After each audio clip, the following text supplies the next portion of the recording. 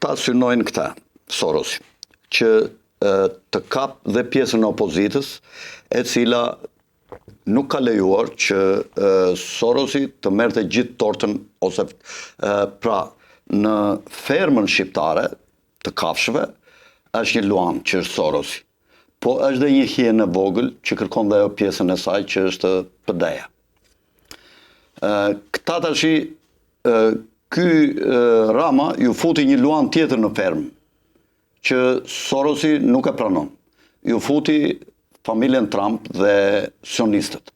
Këtu filloi lufta, o largo luanin dhe liro Veliajn, që është njeriu im pasardhësiot, më besnik, ashtu, ose bashkë kemi luftë, dhe ka filluar lufta. Ata që janë ke mikrofoni, se këta janë mjeshtra.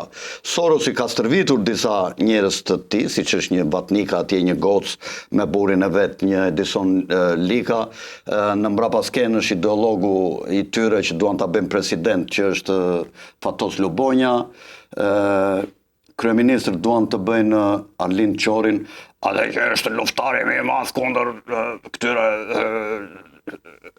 të pasurve, do ta bëjmë Shqipërinë komuniste, ashtu siç ka thënë Klaus Schwabi, të gjithë do jetoni të lumtur, por nuk do të keni asnjë pronë dhe të jetë kryeministër ky Arlind Qori dhe president të jetë ideologu kryesori Sorosit, të jetë Fatos Lubonja. Ai do vi Sorosi këtu dhe do bisedoj me Berishën qofse bie Rama.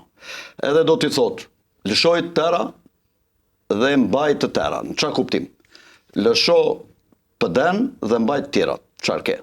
Po, bizneset punët halë që. Të gjitha problemet e tjera nuk do kesh më probleme me spakun. Dhe këta tash do përpiqen që PD-n t'i japin një njeriu të tyre, si Gazmend Bardhi për shembull. E shikon të pamundur që të bëhet Gjeni Karaj kryeministre shumë shpejt? Ja, Gjeni Karaj s'ka shans të bëhet as. Shumë mendon ti? Mendoj unë. Po kjo skem Gjeni Karajin do ta kesh kryeministre brenda 3 vite. Ata kanë punë të tyre me organizatat e tyre,